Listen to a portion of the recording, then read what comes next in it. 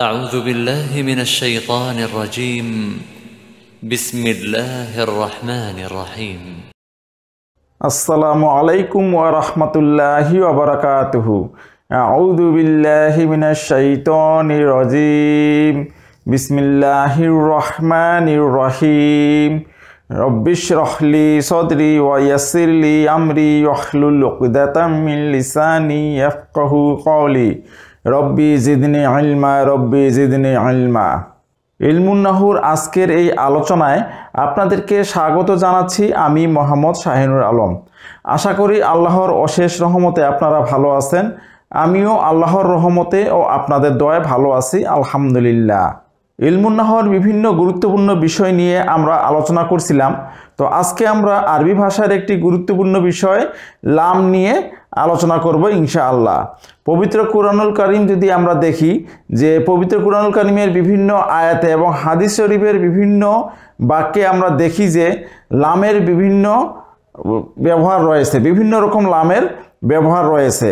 তো এই লামগুলোর প্রকারভেদগুলো আমাদের জানা না থাকার কারণে অনেক সময় আমাদের তর্জমা করতে অসুবিধায় পড়তে হয়।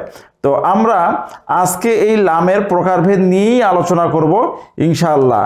তো আজকে আমরা এই লামের আলোচনার প্রথম পর্ব আলোচনা করব। প্রথম পর্বে আমরা 3 প্রকার লাম নিয়ে আলোচনা করব ইনশাআল্লাহ। তো আমরা কথা না বাড়িয়ে মূল আলোচনায় চলে যাই। লামের প্রকারভেদের মধ্যে প্রথম যে প্রকারটি নিয়ে আমরা আলোচনা করব সেটি হচ্ছে লামুল ইবতিদাই। লামুল ইবতিদা হচ্ছে যে বাক্যের শুরুতে যে লামটি আসে সেই লামটি হচ্ছে লামুল ইবতিদাই। তো আমরা জানি যে ইবতিদা অর্থ হচ্ছে শুরু, আরম্ভ, অর্থাৎ বাক্যটি যেখানে শুরু হয়েছে সেখানেই লামটি আসছে, সেই লামটিকে বলা হচ্ছে লামুল ইবতিদাই। তো বাক্যটি যদি জুমলাতুন ইসমিয়া হয় তাহলে আমরা জানি যে জুমলাতুন ইসমিয়ার হচ্ছে 2টি অংশ, একটি মুবতাদা একটি খবর। তো সাধারণত মুবতাদা জুমলা ইসমিয়ার শুরুতে আসে। তো তাহলে সেক্ষেত্রে জুমলাতুন ইসমিয়ার শুরুতে যদি আসে তাহলে মুবতাদার সাথে এই লামটি যুক্ত হয়ে আসে।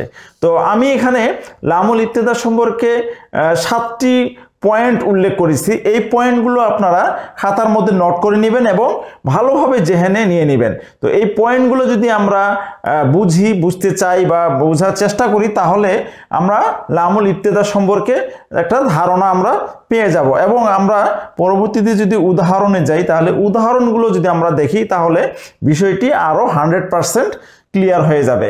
তো আমি এই পয়েন্টগুলো আলোচনা করি। প্রথম যে পয়েন্ট সেটি হচ্ছে যে বাক্যের শুরুতে আসে, অর্থাৎ এই লামুল ইবতিদা হচ্ছে বাক্যের শুরুতে আসে। তো এখানে খ নাম্বারে যে পয়েন্টটি আমি উল্লেখ করেছি সেটি হচ্ছে যে মুবতাদার সাথে আসে। আমরা জানি যে আমি কিছুক্ষণ আগেই বললাম যে জুমলাতুন ইসমিয়া 2টি অংশ। যদি বাক্যটি জুমলাতুন ইসমিয়া হয়ে থাকে তাহলে এর 2টি অংশ, একটি হচ্ছে মুবতাদা আর একটি হচ্ছে খবর। তো মুবতাদা সাধারণত শুরুতেই আসে, তাহলে এই লামটি মুবতাদার সাথে আসে। তাহলে আমরা এখানে খ নাম্বারে দেখলাম যে মুবতাদার সাথে আসে, এই লামুল ইবতিদাটা মুবতাদার সামনে আসে। এরপরে বলা হচ্ছে যে অথবা এর জায়গায় যা আসে তার সাথে যুক্ত হয়ে আসে, অর্থাৎ মুবতাদা নাও আসতে পারে। মুবতাদার জায়গায়, মুবতাদা যেখানে আসে, মুবতাদা সাধারণত শুরুতে আসে, এইখানে এই মুবতাদার জায়গায় অর্থাৎ শুরুতে মুবতাদার যদি না আসে তাহলে মুবতাদার জায়গায় যেটা আসবে তার সাথেই এই লামটি যুক্ত হয়ে আসে। তো আমরা উদাহরণে গেলে বিষয়টি আরও ক্লিয়ার হয়ে যাবে। এরপরে গ নাম্বারে আমি যে পয়েন্টটি উল্লেখ করেছি সেটি হচ্ছে মূল বিষয়কে, অর্থাৎ বাক্যটির যে মূল বিষয়টি রয়েছে এই বিষয়টিকে তাকিদ বা জোর প্রদান করে। এই লামুল ইবতিদা হচ্ছে মূল বিষয়টিকে তাকিদ বা জোর প্রদান করে। এরপরে ঘ নাম্বারে যেটি আমি উল্লেখ করেছি সেটি হচ্ছে এটি বাক্যের অর্থকে শক্তিশালী করে, অর্থাৎ বাক্যের যে অর্থটা, এই যে বিষয়টি রয়েছে, মূল যে বিষয়টি রয়েছে এটিকে শক্তিশালী করে, জোরালো করে। আচ্ছা, এরপরে ও নাম্বারে যেটি আমি উল্লেখ করেছি সেটি হচ্ছে এটি ফাতহা এর উপর মাবনি হয়, অর্থাৎ লাম জবর লা হয়, এটি ফাতহা এর উপরে মাবনি হয়। এটি মনে রাখবো আমরা যে এই লামুল ইবতিদাটি হচ্ছে ফাতহার উপরে মাবনি হয় এবং ইরাবে এর কোনো স্থান নেই, এটি ইরাবে কোনো স্থান নেই এবং এটি কোনো আমলও করে না। আমরা এটি মনে রাখবো, এটি কোনো আমল করে না। তাহলে আমরা এই যে 7টি পয়েন্ট লামুল ইবতেদা সম্পর্কে জানলাম। তো আশা করি আপনারা এই 7টি পয়েন্ট বুঝতে পেরেছেন এবং এই 7টি পয়েন্ট আপনারা নোট করে রাখবেন। লামুল ইবতেদা সম্পর্কে আমরা আরো বিস্তারিত সামনে আসতেছি। তো এই লামুল ইবতেদা যেই বিষয়ের সঙ্গে যুক্ত হয়ে আসে, এই লামুল ইবতেদাটি যে বিষয়ের সাথে যুক্ত হয়ে আসে সেই বিষয়গুলো আমরা পার্ট বাই পার্ট আলোচনা করে এবং উদাহরণ সহ আলোচনা এখন করব ইনশাআল্লাহ। তো প্রথমেই যে বিষয়টির সাথে যুক্ত হয়ে আসে সেটি হচ্ছে মুবতাদা। তো আমরা দেখি মুবতাদার কিছু উদাহরণ দিয়ে এটি আলোচনা করার চেষ্টা করি। লামুল ইবতেদা কয়েকটি বিষয়ের সাথে যুক্ত হয়ে আসে। তো প্রথম যে বিষয়টি সেটি হচ্ছে যে এটি মুবতাদার সাথে যুক্ত হয়ে আসে। এই মুবতাদারা যখন খবরের পূর্বে আসে, অনেক সময় মুবতাদা কিন্তু খবরের পরেও আসে, অনেক সময় মুবতাদা খবরের পরেও আসে। তো মুবতাদারা যখন খবরের পূর্বে আসে তখন সেই মুবতাদার সঙ্গে লামুল ইবতেদা যুক্ত হয়ে আসে। তো আমি এখানে কুরআনুল কারীমের একটি আয়াতের অংশ নিয়ে এসেছি। আল্লাহ সুবহানাহু ওয়া তাআলা বলেছেন, লা আনতুম আসাদ্দু রাহবাতান ফি সুদুরিহিম মিনাল্লাহি, অর্থাৎ প্রকৃতপক্ষে তাদের অন্তরে আল্লাহর চাইতে তোমাদের ভয় বেশি। এখানে এটি সূরা হাসরের 13 নম্বর আয়াত। তো এখানে এই যে লা আনতুম এখানে যে লা ব্যবহৃত হয়েছে, এই লাটি হচ্ছে লামুল ইবতেদা, অর্থাৎ আনতুম হচ্ছে এখানে মুবতাদার সঙ্গে এই লাটি যুক্ত হয়ে এসেছে। তো এটি হচ্ছে লামুল ইবতেদা। তো তাহলে আমরা দেখলাম যে লামুল ইবতেদা মুবতাদার সঙ্গে যুক্ত হয়ে আসে। আমরা সূরা হাসরের 13 নম্বর আয়াতের একটি অংশ তুলে নিয়ে এসে কুরআনুল কারীম থেকে উদাহরণ দিয়ে দেখলাম যে আনতুম এখানে লা আনতুম হচ্ছে এখানে মুবতাদা, আর লা এখানে লামুল ইবতেদা, আমরা একটি উদাহরণ পেলাম। তো তাহলে আমরা নিশ্চয়ই লামুল ইবতেদা বুঝতে পেরেছি যে এটি মুবতাদার শুরুতে আসে। তো আমরা এখন দেখি যে এটি কোন কোন বিষয়ের সাথে পরবর্তী আর কোন কোন বিষয়ের সাথে আসতে পারে। লামুল ইবতেদা খবরের শুরুতে খবরের সাথে আসতে পারে, তবে সেই খবরটি মুবতাদার পূর্বে যদি আসে, খবরটি যদি মুবতাদার পূর্বে আসে তাহলে সেই ক্ষেত্রে খবরের সাথে লামুল ইবতেদা যুক্ত হয়ে আসতে পারে। আমরা এক কথায় মনে রাখবো যে বাক্যের শুরুতেই এটি আসবে, সেটি খবর থাক, মুবতাদা থাক বা যাই থাক, সেটি হচ্ছে বাক্যের শুরুতে আসবে। তাহলে আমরা এখানে কয়েকটি উদাহরণ দেখব। এই উদাহরণে দেখব যে খবরটি মুবতাদার পূর্বে এসেছে এবং তার সঙ্গে লামুল ইবতেদা যুক্ত হয়ে এসেছে। যেমন প্রথম উদাহরণটা আমি দিয়েছি, লা যাকিউন খালিদুন, অর্থাৎ নিশ্চয়ই খালেদ মেধাবী।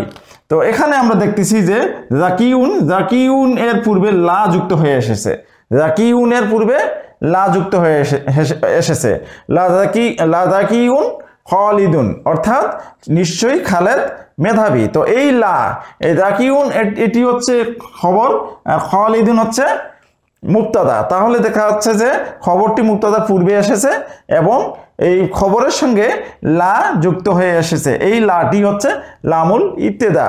দ্বিতীয় যে উদাহরণটি আমি দিয়েছি সেটি হচ্ছে লা মুস্তাহিদুত তালিবু, অর্থাৎ নিশ্চয়ই ছাত্রটি পরিশ্রমী। এখানে আত-তালিবু হচ্ছে এখানে মুবতাদা, মুস্তাহিদুন হচ্ছে খবর। তো এখানে দেখতেছি যে মুস্তাহিদুনের পূর্বে লা যুক্ত হয়ে এসেছে, এই লাটি হচ্ছে লামুল ইবতেদা। তো তাহলে আমরা মনে রাখবো যে দুটি বিষয় আমরা পেলাম। একটি হচ্ছে মুবতাদার সঙ্গে লামুল ইবতেদা যুক্ত হয়ে আসে যখন তা খবরের পূর্বে আসে, আবার খবরের সাথে লামুল ইবতেদা যুক্ত হয়ে আসে যখন তা মুবতাদার পূর্বে আসে। এবার আমরা দেখি যে লামুল ইবতেদা আর কোন বিষয়ের সাথে যুক্ত হয়ে আসে। লামুল ইবতেদা ফেল মুজারিয়ের সাথেও যুক্ত হয়ে আসতে পারে। যেমন আমি একটি উদাহরণ দিয়েছি, লা ইউহিব্বুল্লাহুল মুহসিনিন, অর্থাৎ আল্লাহ অনুগ্রহকারীদের ভালোবাসেন। লা ইউহিব্বুল্লাহুল মুহসিনিন, এখানে ইউহিব্বু এর পূর্বে লা যুক্ত হয়ে এসেছে, ইউহিব্বুর পূর্বে লা যুক্ত হয়ে এসেছে, এই লাটি হচ্ছে লামুল ইবতেদা এবং এখানে ইউহিব্বু হচ্ছে ফেল মুজারি এর পূর্বে এই যে লা যুক্ত হয়ে এসেছে, এই লাটি হচ্ছে লামুল ইবতেদা। আরেকটি বিষয় মনে রাখতে হবে, সেটি হচ্ছে ফেল মুজারির পূর্বে যদি লামুল ইবতেদা আসে তাহলে সেই ফেল মুজারির অর্থটি হাল বা বর্তমানকালের জন্য খাস হয়ে যায়, অর্থাৎ ফেল মুজারির যে অর্থটি হবে সেই অর্থটি বর্তমানকালের জন্য বা হালের জন্য খাস হয়ে যাবে। আমরা জানি যে ফেল মুজারি এর অর্থ বর্তমানকালেও হতে পারে, আবার ইস্তেকবাল অর্থাৎ ভবিষ্যৎকালেও হতে পারে। তো এখানে এটি কিন্তু ভবিষ্যৎকালের অর্থ আর থাকবে না, এটি হাল বা বর্তমানকালের অর্থ দেবে। তাহলে আমরা দেখলাম যে ফেল মুজারির পূর্বেও লামুল ইবতেদা আসতে পারে। এরপরে লামুল ইবতেদা যে বিষয়টির সাথে আসতে পারে সেটি হচ্ছে ফেল মাদি জামেদ যেগুলো আছে, ফেল মাদি জামেদ যেগুলো আছে এগুলোর সাথেও লামুল ইবতেদা কিন্তু যুক্ত হয়ে আসতে পারে।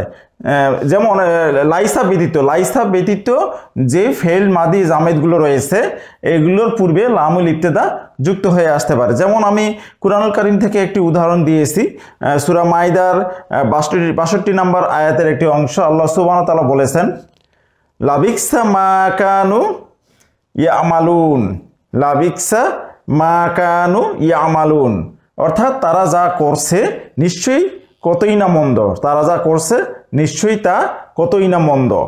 তো এখানে আমরা দেখতেছি যে বিক্সা ফেল মাদি জামেদ এর পূর্বে লামুল ইবতেদা যুক্ত হয়ে এসেছে, এটি হচ্ছে লামুল ইবতেদা।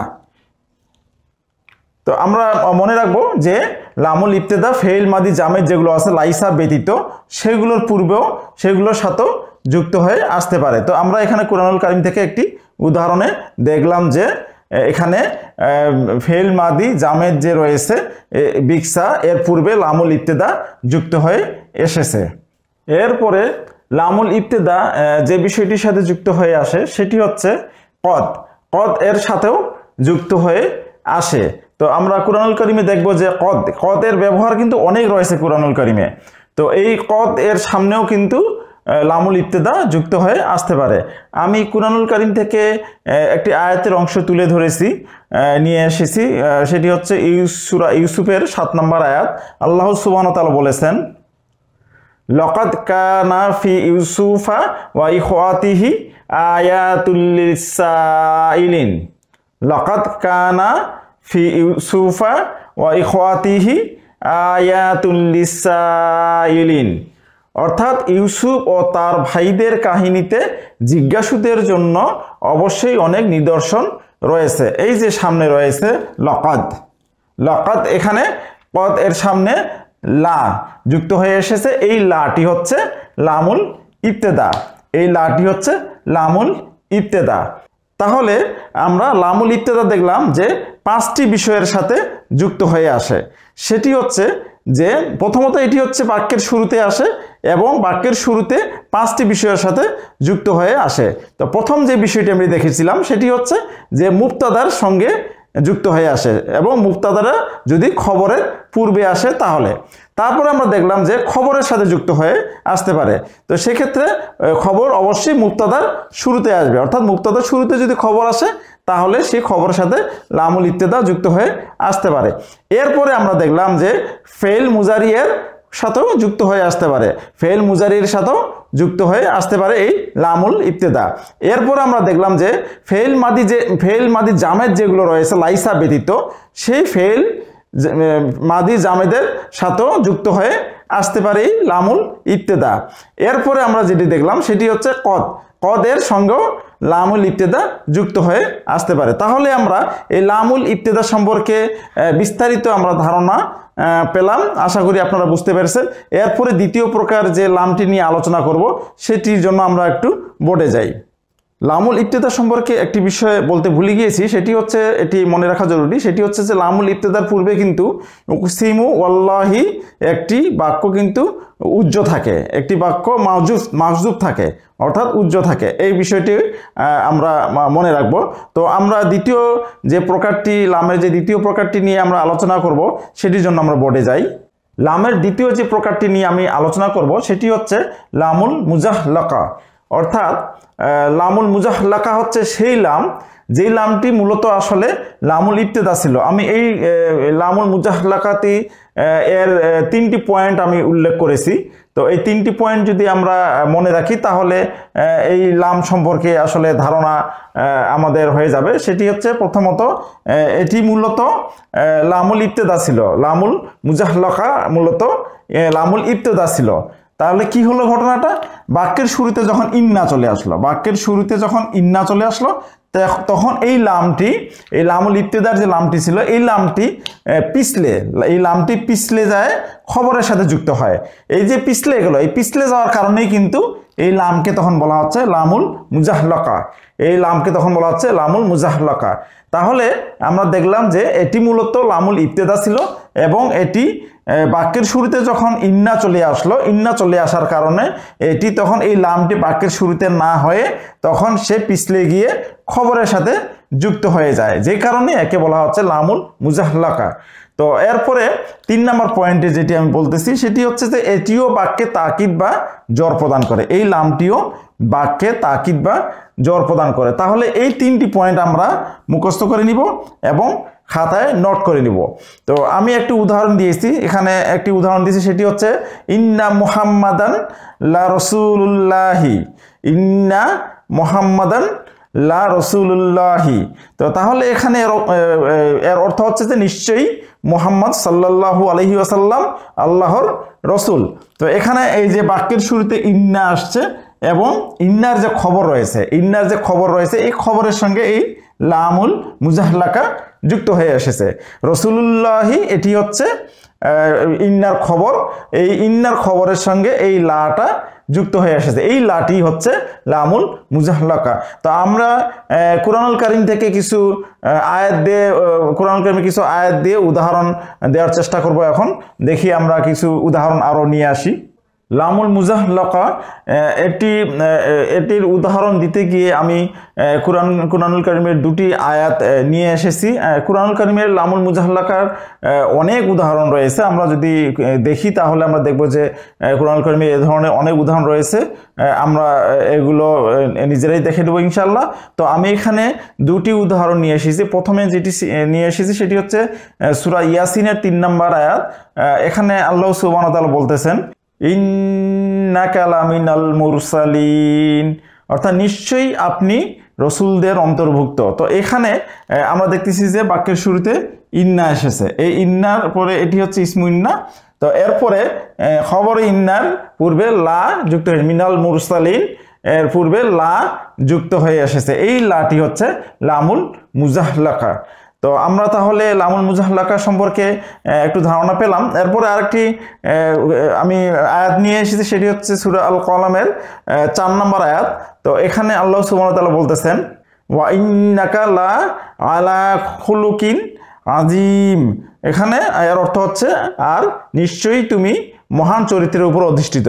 তো এখানে আমরা দেখতেছি যে বাক্যের শুরুতে ইন্না এসেছে এবং কা হচ্ছে এখানে ইসমু ইন্না, এরপরে আলা খুলুকিন আযীম, এখানে আলা এর পূর্বে লা এসেছে, এই লাটি হচ্ছে লামুল মুজাহলাকা।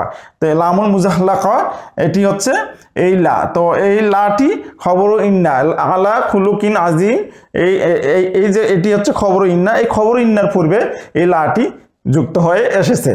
তো এই লাটিকেই বলা হচ্ছে লামুল মুজাহলাকা। তো আশা করি আপনারা এই লামুল মুজাহলাকা সম্পর্কে মোটামুটি ধারণা পেয়েছেন। তো এরপরে আমরা তৃতীয় যে লায়ের প্রকারভেদ, সেই দ্বিতীয় যে লামটি রয়েছে সেই লামের প্রকারভেদটি নিয়ে আমরা আলোচনা করব ইনশাআল্লাহ।